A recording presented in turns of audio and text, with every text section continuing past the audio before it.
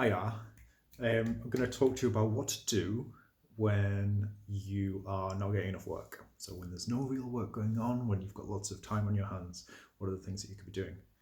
Um, just a wee plug. It's that here wearing one of the first t-shirts that I ever screen printed myself. Bare arms represent. Um,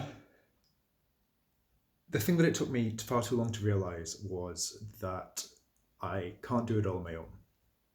People were the important missing ingredient for the first part of my freelancing career. Um, and when times are at their most challenging, it's the people that you know that can help you the most. So there's the clients that you have previously worked with. There's the old clients, the people that you know who you maybe haven't spoken to in a while. There's people in your circle who do similar things to you, but work differently. So your services or your skills complement theirs. There are your the people that you know who have no real relation to your skill set whatsoever, but they know who you are, they know what you do, and they know that you do a good job. And then there's friends and family kind of thing, because you shouldn't be working for free if you're good at what you do.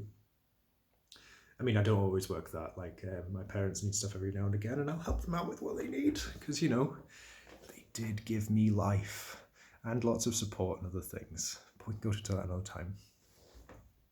So, my top tip is to look to the people in your life and talk to them about what it is that's happening, talk to them about the kind of work that you want to be doing.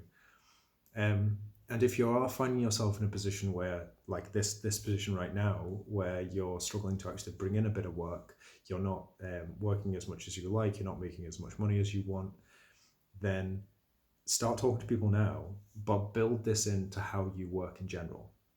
So keep people informed of what it is that you're doing. Keep in contact with all clients. Get in touch with people, even just to message them to say, hey, I know you're working on X at the minute. I know you're working towards this goal. How can I support you to help you get there? There's been lots of times in my career where I've reached out to people and a couple of emails in, they're like, oh, by the way, we've got this bit of work for you. Sometimes you don't even have to ask. When I've been in this situation myself, the only thing that's really stopped me from actually getting in touch with people is my pride. I didn't want to let people know that things weren't going so well. I didn't want to seem like weak. I didn't want to seem like I didn't know what I was doing. But I think it's one of the things that you have to bear in mind is that your clients are generally in the same position that you're in. They'll be business owners, they'll be freelancers, they'll be people who are out there trying to make something work for themselves. This isn't to say that you lean on empathy. I don't feel that you should lean on empathy. It's that's the thing that your ego doesn't want. That's the thing that your pride doesn't want. You offer somebody your service to help them achieve their goal. Like, they don't need to know the situation you're in. You don't need to apologize for getting in touch. You offer it in a positive way. You say that you're, as I say, they're looking to work towards whatever goal. You have this set of skills. You've worked with similar clients. You've helped people get that kind of thing before. So how can I help you? Or how can I help you is a better one. Can I help you is a yes, no. It's a closed question. It's a yes, no answer. How can I help you opens up myriad options.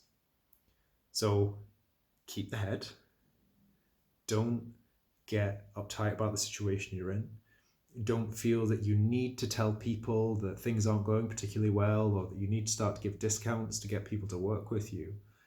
You have conversations with the people that you know in your circle and offer them your service. And as I say, if you're in that rut at the minute, when you're out of that rut, bear this in mind. Keep in touch with people. I have an Excel file of people that I've been in touch with who I contact every now and again just to say hello.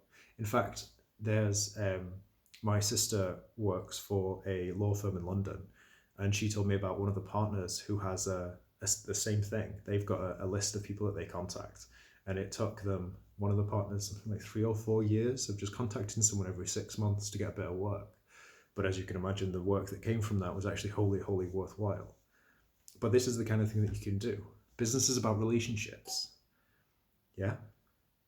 People who get a leg up here and there from the people that they know, their friends of friends, like the folk that you'll have heard of who gets a position because their parents know somebody or whatever. Like, yeah, that thing's real.